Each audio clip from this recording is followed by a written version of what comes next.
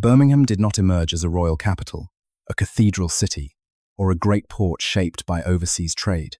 Its origins were far quieter, rooted in a modest inland market settlement surrounded by woodland, fields, and scattered farms. Yet this unassuming beginning would become its greatest strength.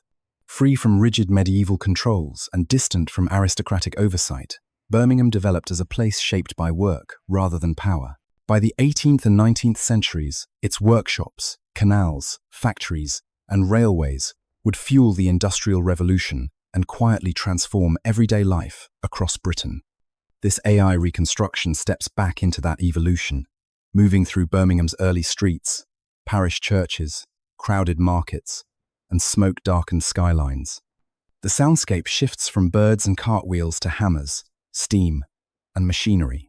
What emerges is not a planned monument city, but a living organism, growing through skill, labor, and opportunity.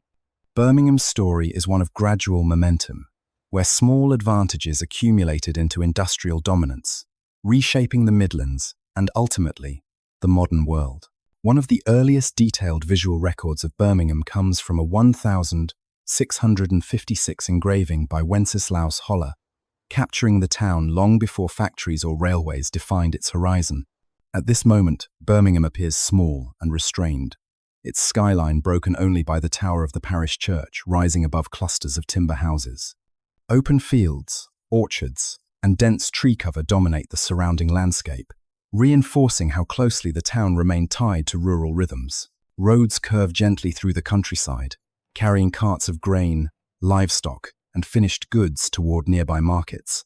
Yet even in this pastoral scene, hints of the future are visible.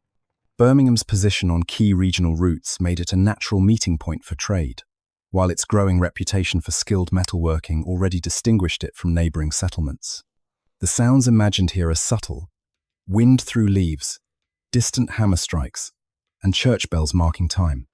This was a town still small enough to overlook, but already preparing, almost unknowingly, for dramatic change. By 1731, a detailed street plan surveyed by William Wesley reveals Birmingham at a critical turning point. No longer a loose rural settlement, the town had condensed into a dense web of narrow streets, courts, and workshops clustered tightly around its commercial core. Buildings press closely together, reflecting a population growing faster than the landscape could comfortably contain. Fields and open land still ring the town, but development pushes steadily outward, signaling expansion driven by opportunity rather than design. Oriented with west at the top, the map exposes Birmingham's irregular street pattern, shaped by organic growth instead of formal planning. This absence of rigid control allowed artisans and small manufacturers to establish themselves wherever demand arose. From an aerial perspective, imagined through AI reconstruction, smoke begins to rise from scattered forges while carts clog uneven roads. Birmingham streets were not built for beauty, but for work. This map captures a town on the edge of transformation, moments before industry would redraw its scale and purpose entirely. A view from 1732 shows Birmingham still spread across rolling countryside, balanced delicately between rural past and industrial future. Church spires rise above clusters of houses, workshops, and tightly packed courts, their bells cutting through the constant sound of hammering metal.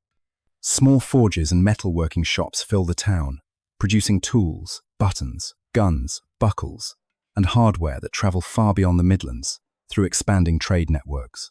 Unlike older cities bound by strict medieval guilds, Birmingham's flexible labor system encouraged experimentation and rapid innovation. Skilled craftsmen could adapt quickly to new demands, supplying both domestic markets and Britain's growing imperial economy.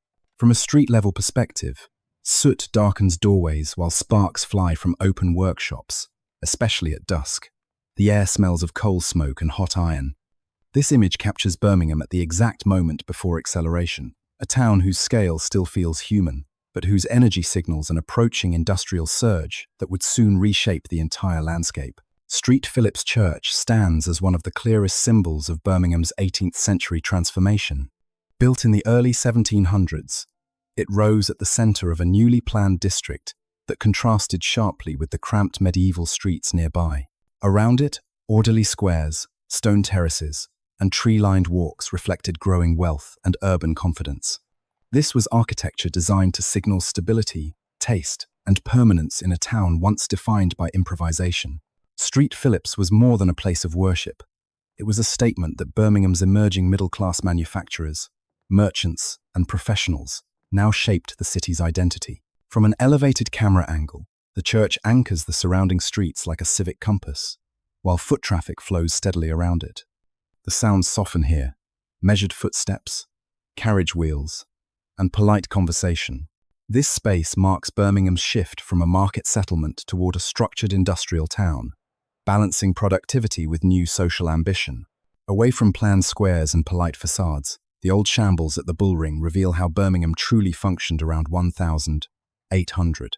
This dense cluster of timber and brick buildings housed butchers, traders, and small workshops packed tightly along muddy streets. Market life spilled outward without restraint, filling the air with noise, smoke, and the smell of meat and coal. From a ground-level perspective, carts block narrow passages while traders shout prices and customers push through the crowd. This was commerce at its most immediate and physical.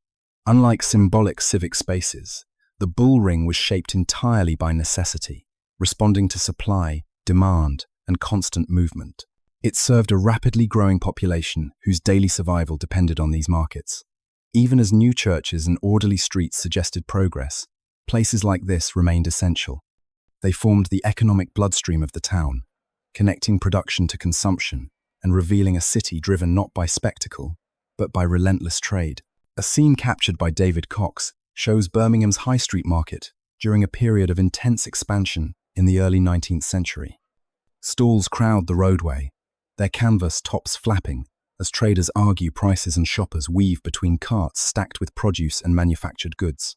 The tall spire of St. Martin's Church rises behind the chaos, visually anchoring commerce to community life.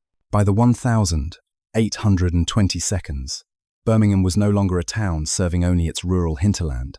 It had become a regional hub where local trade reflected the pressures of industrial growth. Population numbers surged as workers arrived seeking employment, tightening housing and intensifying street life. From a cinematic viewpoint, the camera drifts through faces marked by labor, ambition, and fatigue, while the soundscape blends voices, hooves, and distant machinery.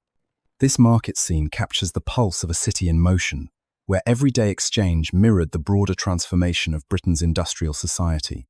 By the mid-19th century, Birmingham had fully entered the industrial age, its landscape reshaped by production on an unprecedented scale. Dense rows of housing and workshops stretch across the frame, broken only by factory chimneys pushing thick smoke into the sky. Steam power now dominates the soundscape, drowning out older rhythms of hand labor. The skyline reflects a city driven by metalworking, precision manufacturing, and constant output, earning Birmingham its reputation as the workshop of the world. Rapid population growth fuels this expansion, packing workers into tightly built neighborhoods close to their places of employment. The opening of Birmingham New Street Station in June 1854 marks a decisive moment. Its vast iron and glass roof, the largest of its kind at the time, symbolizes the ambition of the railway age. Inside, steam locomotives, porters, and travelers fill a space designed for movement, connection, and national integration. By the late 19th century, Birmingham had matured into a fully formed industrial city, confident in both its economic power and civic identity. A sweeping urban view reveals grand municipal buildings rising above dense commercial streets, their stone facades signaling wealth generated by manufacturing and trade.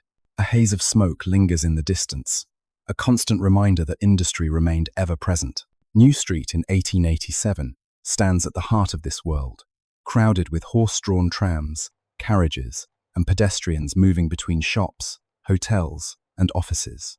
Tall Victorian buildings line the roadway, reflecting the growth of a prosperous middle class shaped by commerce and professional life. Beyond production, Birmingham also asserted itself as a centre of design and craftsmanship.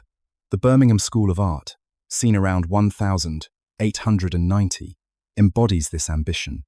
Its Gothic Revival architecture expresses discipline and pride in skill, supporting the arts and crafts movement and reinforcing the belief that good design mattered as much as industrial output.